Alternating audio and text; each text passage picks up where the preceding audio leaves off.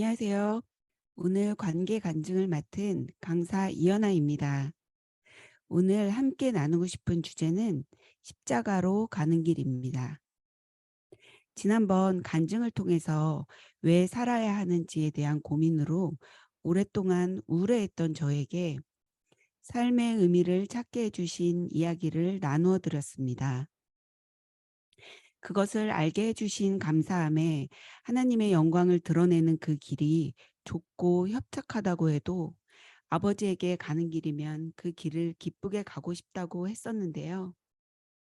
그 마음을 아신 하나님께서 그 길을 어떻게 인도하여 주셨는지 이야기를 함께 나누려고 합니다. 하나님께서는 기쁜 마음과 결심만으로는 그 길을 갈 수가 없다는 것을 여러 가지 일들을 통해 알려주셨습니다. 삶의 의미를 깨닫게 해주신 감사와 은혜가 너무 컸기에 모든 장애물을 극복할 수 있다고 생각했는데 막상 부딪히게 되니 극복하지 못해 걸려 넘어졌을 때 현실적으로 느껴지는 아픔은 감사와 은혜를 잊게 만들었습니다. 이 길을 가야 하나? 가는 것이 맞을까? 하는 의심이 생기게 되었습니다. 받은 기쁨과 은혜가 컸던 만큼 의심하는 저의 배응망덕한 모습에 죄책감에 시달렸고 다시 어두워진 마음이 들었는데요. 그 길을 걸어가기엔 제 안에 걸림돌이 너무 많이 있고 그것을 제거하지 않으면 계속해서 넘어질 수밖에 없다는 것을 깨닫게 해주셨습니다. 지금까지 해왔던 것처럼 느낌과 감정에 의지해서는 같은 일이 반복이 될 것 같은데 뭘 해야 할지 알려달라고 기도를 하게 되었고 지금까지는 큰 관심이 없었던 성소에 대해서 알아야겠다는 생각을 하게 되었습니다. 성소에 대해서는 많이 들었지만 자세한 내용은 좀 어렵다고 생각이 들었기 때문에 깊게 묵상을 해야겠다는 생각은 못했는데요. 탕자는 아버지의 집에서 살아봤기 때문에 그 집이 어떤 곳이고 아버지가 어떤 분이라는 것을 알고 있으니 가치없이 모든 것을 버리고 갈 수 있었지만 저는 한 번도 가본 적 없는 곳이니 그 집에 대해서 아버지에 대해서 자세히 알아야만 모든 것을 버리고 갈 만큼 좋다는 확신이 생길 것 같았습니다. 인생의 문제를 해결하는 열쇠, 구원의 지도라고 하는 성소가 상징이나 이론이 아닌 지금의 나에게 살아있는 말씀으로 적용할 수 있는 것인지 알고 싶어졌습니다. 그렇게 성소에 관한 말씀들을 보게 되었는데 지식적인 이해가 아니라 개인적인 또 마음에 깨닫는 것을 원했기에 좀 오래 걸려도 성령의 도움을 구하면서 개인적으로 연구해 보고 싶었습니다. 말씀으로는 이해가 잘 가지 않아서 진리의 한우 쉼터, 웰빙 키친 유튜브에 있는 성소 영상과 책을 보고 듣기 시작했습니다. 처음엔 집중이 잘 되지 않아서 여러 번 들었는데요. 제가 이것을 깨닫기를 원하시면 알게 해달라고 너무 길을 찾고 싶다며 기도로 매달리며 계속해서 반복해서 들었습니다. 하나님께서 제 간절한 마음을 아시고 마음으로 깨닫게 해주셨습니다. 제가 작년에 가족과 함께 미국 동부에서 서부까지 횡단을 하면서 국립공원에서 캠핑을 했었는데요. 처음엔 전화기로 어디나 내비게이션을 켜고 가면 되기 때문에 그것만 믿고 갔는데 어떤 국립공원은 전혀 전화 수신이 되지 않는 곳이 있어서 해가지고 주변은 암흑같이 어두워 보이지 않는데 애들을 데리고 아무리 돌고 돌아도 길을 찾을 수 없어서 고생했던 경험을 하게 되었는데요. 그 뒤로는 무조건 미리 지도를 받아 길을 확인하고 다니게 되었습니다. 그때 가보지 않은 곳을 갈 때 지도가 얼마나 중요한지 경험하게 되었습니다. 눈에 보이는 이 세상의 길도 지도가 있어야 헤매지 않는데 보이지 않는 아버지의 집을 간다고 하면서 정확한 길도 모르고 무조건 가려고 했으니 당연히 헤맬 수밖에 없었던 것이었습니다. 그 성소의 지도에 비춰보니 지금 성령께서 저에게 어떤 단계에서 어떤 일을 하고 계신 것인지 알게 되었습니다. 미국은 땅이 워낙에 넓기 때문에 다른 주로 이동을 할 때는 적어도 8시간에서 12시간씩은 운전을 해야 했는데요. 아이들이 가장 많이 물어본 것이 얼마나 남았어? 였습니다. 장거리 여행을 가면서 지금 어디쯤 왔고 얼마나 남았는지 확인을 할 수가 없다면 얼마나 답답했을까요? 기약이 없는 것 같은 인생의 길을 정확히 알려주는 내비게이션이 있는데 그것을 몰랐으니 얼마나 남은 것인지 알 수 없어 답답하고 헤맬 수밖에 없었습니다. 저에게 주신 인생의 내비게이션과도 같은 이 지도를 발견하고 깨닫게 해주신 이 큰 은혜를 어떻게 감사해야 할지 모르겠다는 생각이 들었습니다. 인생의 지도인 이 성소는 그 이후로 저에게 벌어진 일들에 대한 모든 의문의 해답이 되었고 모든 성경 말씀을 깨닫는 열쇠가 되었는데요. 그 보물을 발견한 것 같은 기쁨을 함께 나누고 싶습니다. 이 성소 진리 안에 성경의 모든 원리가 담겨 있었습니다. 이 원리를 깨닫게 되니 어려웠던 성경 말씀이 창세기부터 계시록까지 이해가 되면서 말씀은 어린아이라도 이해할 수 있게 단순하다는 것이 무슨 말인지 알게 되었습니다. 성경 말씀이 한 절 한 절 모두 보석 같은 말씀이지만 하나로 연결이 되지는 못했는데요. 그 많은 구슬을 하나로 연결시켜 준 것이 이 성소 진리였습니다. 또한 이 성소에 담겨 있는 구원의 도를 깨닫게 된다는 것은 사단이 전적으로 패배했다는 것과 하나님의 품성을 왜곡시킨 사단의 기만이 폭로되는 것임을 알게 되었습니다. 그러니 사단에겐 사람들이 이 성소 진리를 개인적으로 연구하고 깨닫는 것이 제일 무서운 일이 아닐까 생각하게 되었습니다. 자아 죽음이 왜 그렇게 중요한지 알게 되었습니다. 하나님께서 태초에 창조하실 때 모든 창조에는 예수님의 죽음이 필요했던 것이었습니다. 제가 매일 보는 하늘과 숲과 나무들, 제가 숨쉬고 사는 모든 순간이 대가 없이 주어진 게 아니라 다 예수님의 피해 값이 치러졌다는 사실에 생명의 법칙이 담겨 있다는 것을 알게 되었고 독생자를 내어주실 만큼 사람을 사랑하시는 하나님의 사랑은 정말 말로 다할 수 없는 사랑이었습니다. 그렇게 성경은 죽음 없이는 창조가 없다는 것을 말씀하고 계셨기에 생명을 얻기 위해선 당연히 자아 죽음이 먼저 있어야 한다는 것을 알게 되었습니다. 기록된 바 의인은 없나니 하나도 없으며 깨닫는 자도 없고 하나님을 찾는 자도 없고 다 치우쳐 함께 무익하게 되고 선을 행하는 자는 없나니 하나도 없도다. 선한 것이 하나도 없는 본성을 가지고 제 노력으로 뭔가를 이루려고 했으니 말씀대로 사는 것이 너무 어렵고 고단했던 것이었습니다. 모든 말씀은 십자가에서 자아가 죽음으로 성령으로 거듭난 이후에 지키게 해주신다는 약속의 말씀인데 사단이 이 당연한 진리를 바꾸어 놓았다는 것을 알게 되었습니다. 성경은 완전한 죽음만이 완전한 생명을 받는다고 말씀하시는데 그것을 사단이 완전주의로 만들어버려 하나님의 말씀을 대적하고 있었고 저의 노력으로 뭔가 하려고 했던 것이 죽음이 없는 제사, 가인의 제사를 드리게 만들었던 것이고 사단의 생각대로 행동했던 제 모습이 하나님을 대적하는 일이었다는 것을 알게 되었습니다. 제 삶에서 벌어지고 있는 모든 일들이 선악간의 대쟁투임을 알게 되었습니다.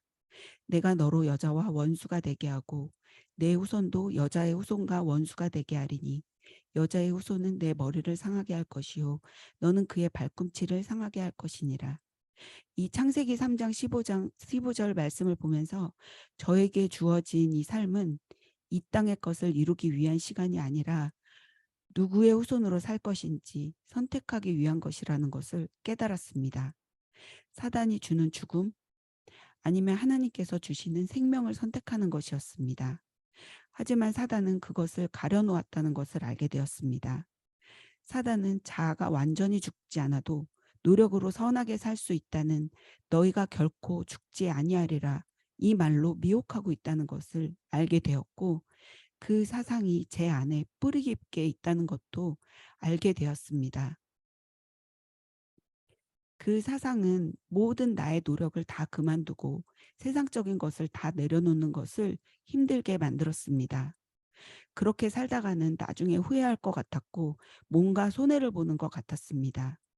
능력을 키우지 않으면 도태될 것 같은 생각에 신앙과 세상적인 것 둘 다 가지고 싶어 하는 제 마음을 알게 되었습니다.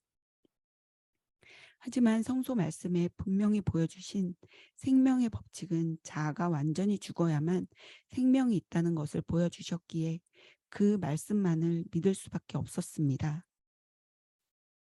이 돌 위에 떨어지는 자는 깨지겠고 이 돌이 사람 위에 떨어지면 그를 가루로 만들어 흩으리라 하시니 이 말씀처럼 지금 자아가 깨어져 죽지 않으면 결국 멸망에 죽을 것이기에 생명을 얻는 자아 죽음을 선택할 것인지 자아가 살아서 결국 영원한 죽음을 택할 것인지 선택을 해야 했습니다.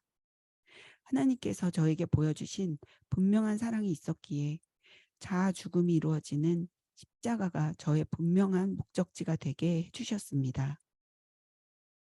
십자가로 가는 길은 무거운 자아의 우상을 가지고는 갈 수 없는 곳이기에 자아의 죽음을 원하는 저에게 하나님께서는 제 주변의 환경과 사람들을 통해 하나하나 저에게 어떤 우상이 있는지 알려주셨는데요. 죄를 보아야 버릴 수 있지만 그 자아의 죄를 본다는 것은 너무 고통스러운 일이었습니다. 알려주실 때마다 치러야 하는 영적인 전쟁은 너무나도 치열했습니다. 인정받지 못하는 상황이 되니 제가 여전히 사람의 인정을 원하고 있는지 알게 되었습니다. 하나님만 있으면 사람들에게 소외되어도 괜찮다고 생각했는데 막상 소외되는 상황을 겪으면 괜찮은 척한 것이지 괜찮은 것이 아니었습니다. 모든 것이 하나님의 것이니 경제적인 것도 다 맡긴다 했는데 경제적인 어려움으로 겪어야 하는 불편함은 견디고 싶지 않았습니다. 아이들도 하나님과의 관계가 가장 중요하니 다른 것은 가치 없다 했는데 막상 다른 것을 가치 없이 여겨야 하는 상황이 되면 미래가 불안한 것이 아닌가 하며 흔들리게 되었습니다.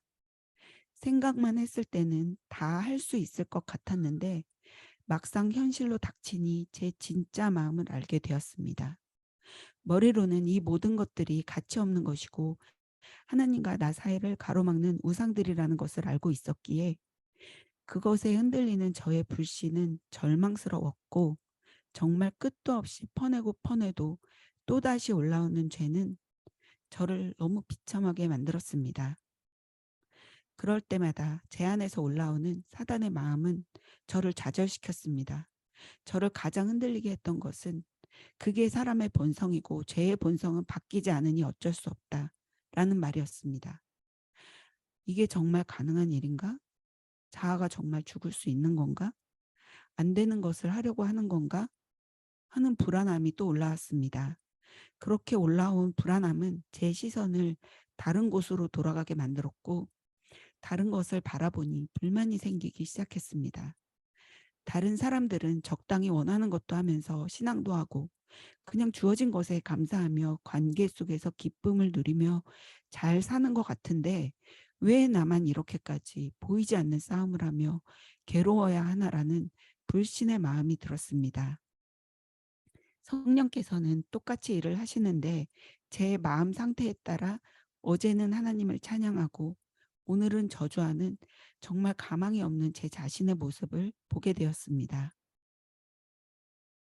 왜 또 그렇게 흔들리게 되었는지 말씀을 통해 알려주셨습니다. 아버지 집으로 이끄시기 위해 죄를 깨닫게 해주실 때 반드시 해야 할 일이 있었는데 제가 그것을 놓치고 있었습니다. 제가 시선을 고정시켜야 할 곳은 저의 죄가 아니라 성소를 바라봐야 하는 것이었습니다.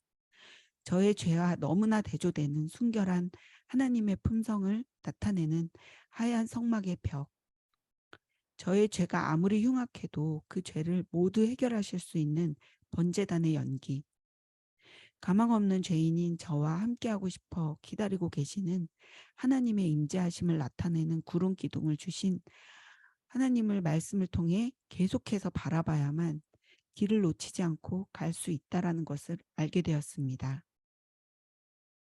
길을 안다고 생각하니 말씀을 간절히 붙잡지 않은 것이었습니다.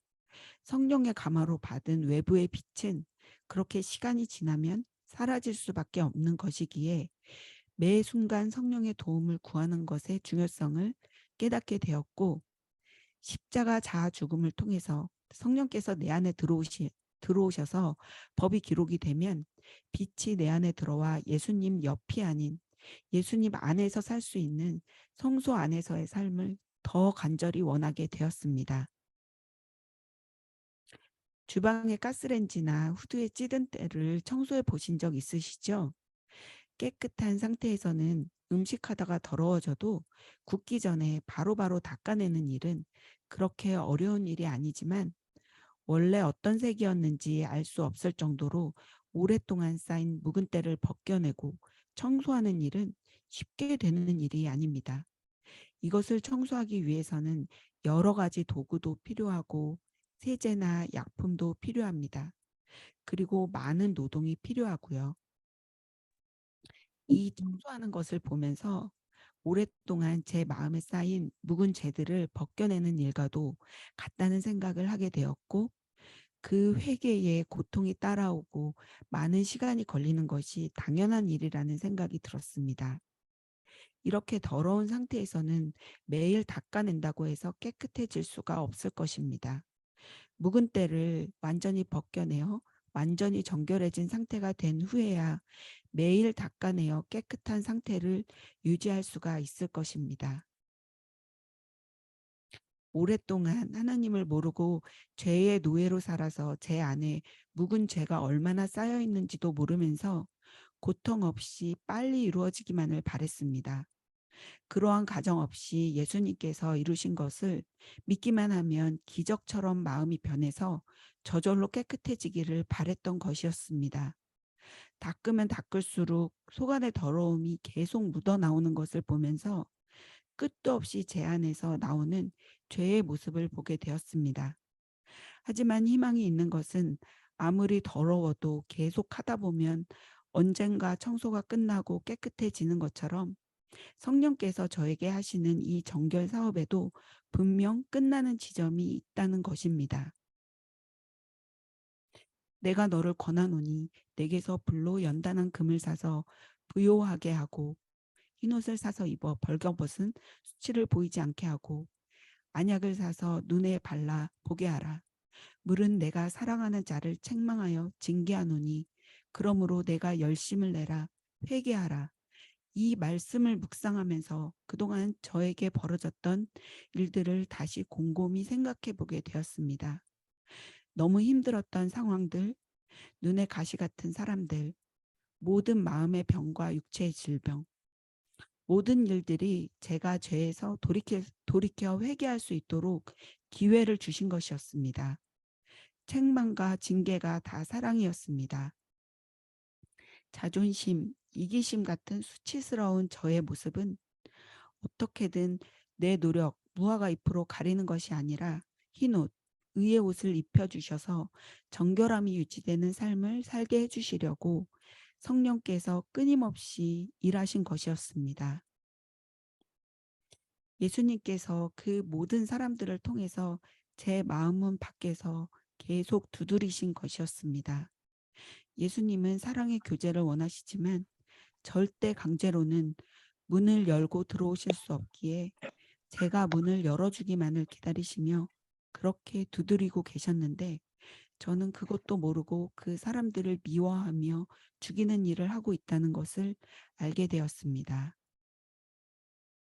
기쁨을 나누면 배가 되고 슬픔을 나누면 반이 된다라는 말이 있습니다. 요즘엔 그 말을 기쁨을 나누면 질투가 되고 슬픔을 나누면 약점이 된다, 이렇게 얘기하더라고요.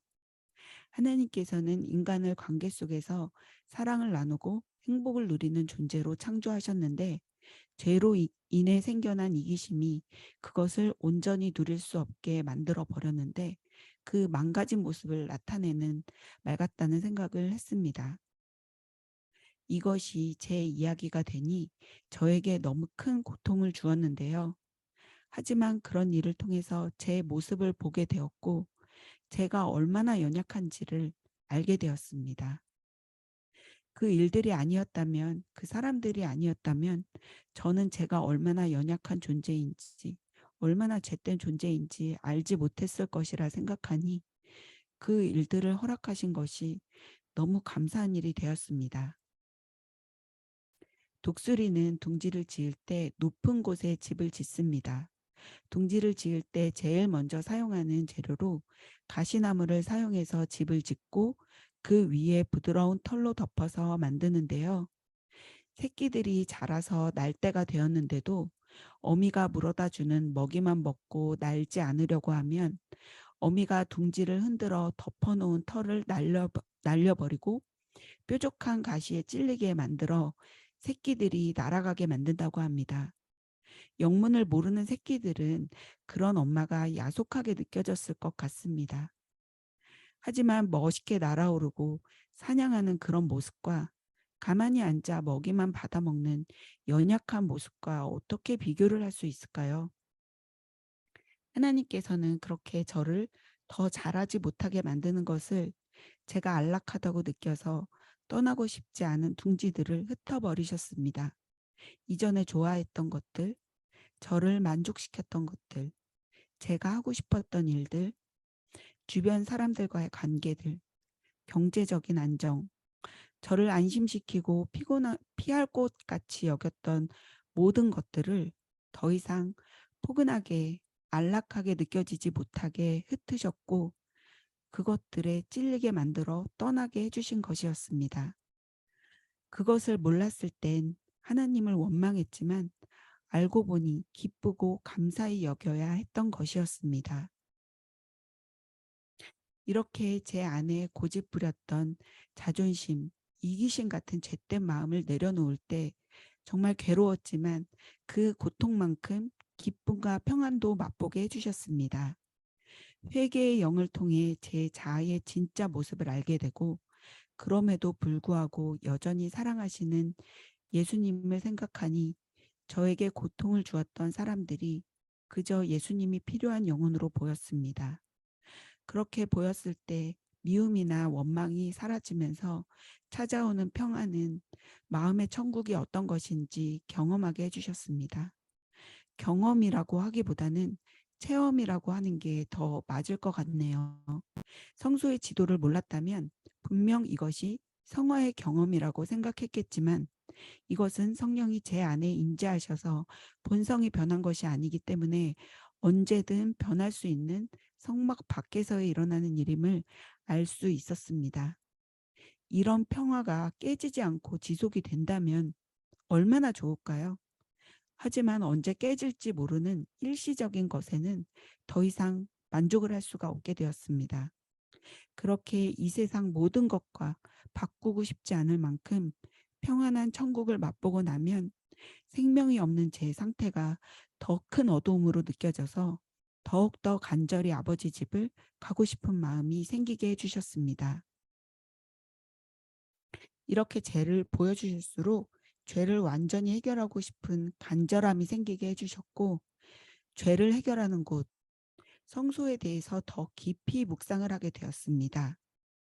죄인이 죄를 해결하기 위해 키우던 짐승을 데리고 성소를 향해 간다는 것이 어떤 것일까 생각해 보았습니다.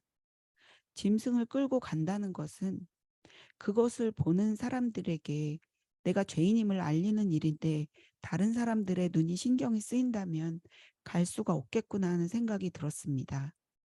체면이 중요하고 자존심이 상한다면 그 길을 갈 수가 없을 것입니다. 또한 희생제물이 없이 성막 가까이 가면 죽임을 당한다고 했는데 내가 끌고 가는 희생제물이 온전하게 내 죄를 책임질 수 있다는 믿음과 그 희생제물을 통해서 용서해 주실 하나님에 대한 믿음이 없다면 갈 수 없었을 것 같습니다.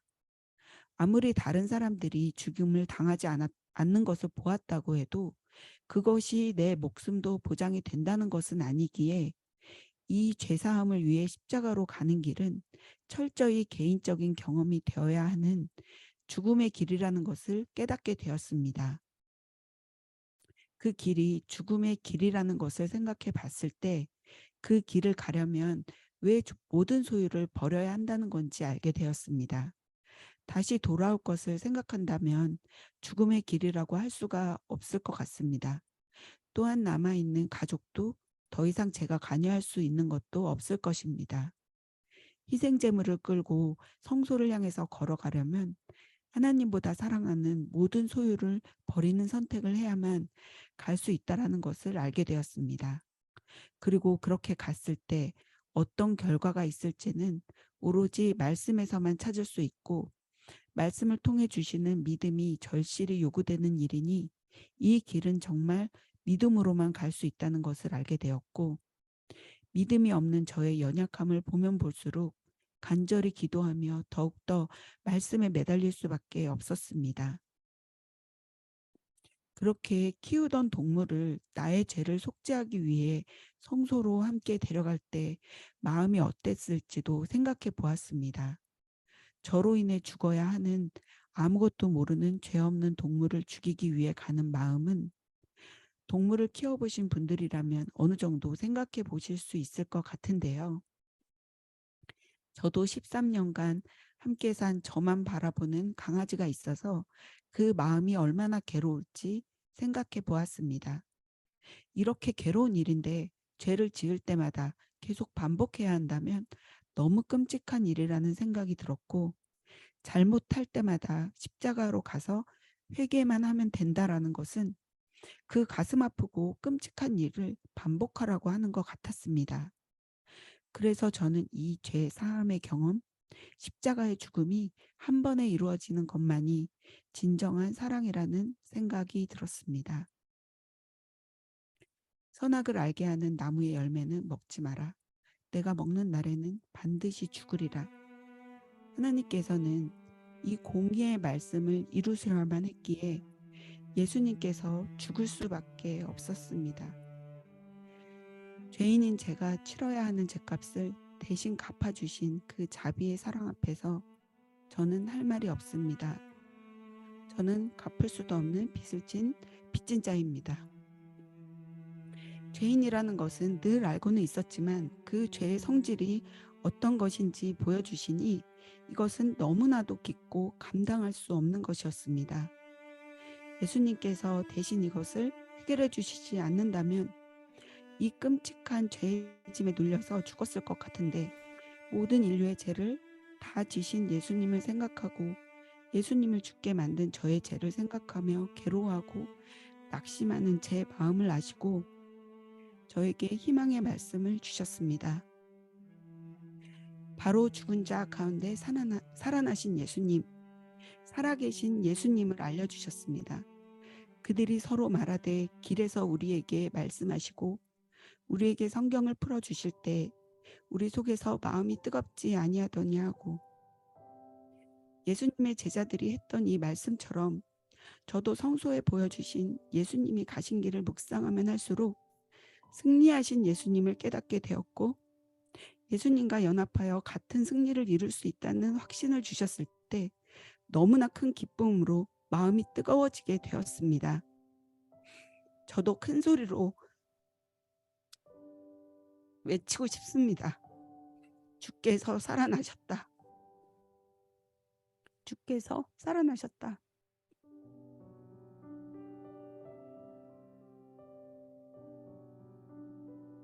예수님께서 살아나신 것을 제가 몰랐던 것이 아니었는데 어떻게 저에게 이 소식이 이렇게 기쁜 소식이 되었을까요?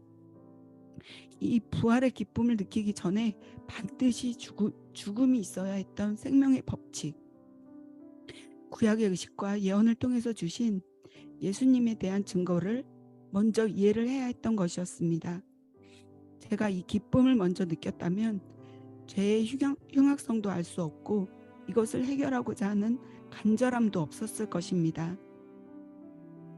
불신으로 흔들리는 연약하고 미련한 저에게 예수님께서는 외면하지 않으시고 미련하고 선지자들이 말한 모든 것을 마음에 더디 믿는 자들이여 라는 애정어린 말씀으로 저에게 성소 진리를 통해 깨닫게 해주셨습니다.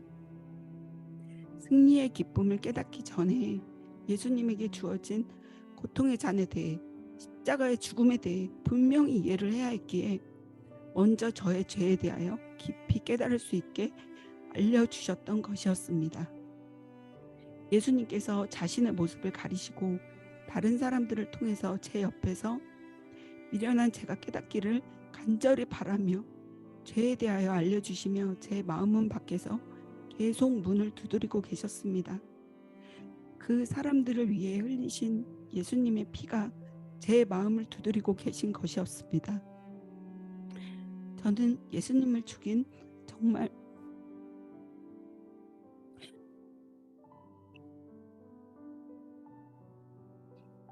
죽어 마땅한 끔찍한 죄인이라는 생각이 들었습니다. 이 끔찍한 죄인인 제가 아이들에게 뭘 해줄 수 있을까요?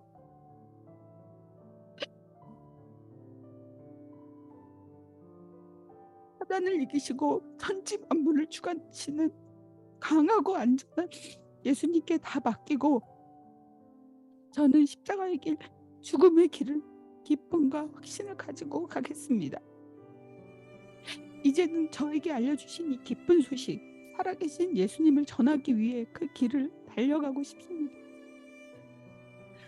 저는 전도를 제대로 해본 적이 없어서 어떻게 하는 건지도 잘 모르고 제 한 몸 앞가림하는 것도 너무 힘이 든 연약한 사람이기에 이건 제 힘도 의지도 아닌 것을 알 수 있습니다. 제 마음에 깨닫게 해주신 이 소식이 저를 앉아만 있을 수 없게 만드는 것입니다. 예수님의 죽음으로 슬픔에 빠진 사람들에게 예수님이 살아계시다는 소식을 전한다는 것은 제자들에게 얼마나 기쁜 일이었을까요? 치료제가 없어서 죽어가는 사람들에게 치료제가 있다는 소식은 그 무엇보다도 기쁜 소식일 것입니다. 이 성소에 담긴 죽음과 부활의 기별은 죄로 인해 죽어가던 저에게 생명을 주는 말씀이 되었습니다. 이 생명의 기별, 이 기쁜 소식을 한 명이라도 더 알게 된다면 얼마나 좋을까요? 저에게 주어진 인생의 시간 동안 이 기별을 전하기 위해 이 길을 가고 싶습니다. 그렇기에 자아부인의 길, 십자가의 길이 좁고 험하다고 해도 이 소식을 알리기 원하시는 예수님께서 보호해 주실 것을 믿습니다. 제가 얼마나 연약한지 알았기 때문에 이제는 전적으로 저를 버리고 예수님만을 의지해서 갈 것입니다. 이 소식을 전하기 위해 그 길을 가다가 미끄러져 구르고 길을 잃었다가 다시 찾고 비틀거리면서도 앞으로 나아간 제자들처럼 저도 이제는 이론적으로가 아니라 제 옆에 살아계신 예수님이 계시다는 것을 확신하게 해주셨기에 그 길을 담대하게 갈 수 있습니다. 제 마음에 희망을 주신 이 즐거운 소식, 그리스도는 살아계신 주님이시다 라는 이 승리의 말씀을 여러분들과 함께 나누고 싶습니다. 하느님께서 주신 이 기쁨은 나누면 나눌수록 배가 될 것을 믿습니다. 그 기쁨으로 생명을 얻기 위해 자아가 죽는 이 십자가의 길을 넉넉히 걸어갈 수 있는 저와 여러분이 되기를 바라면서 간증을 마치겠습니다. 감사합니다.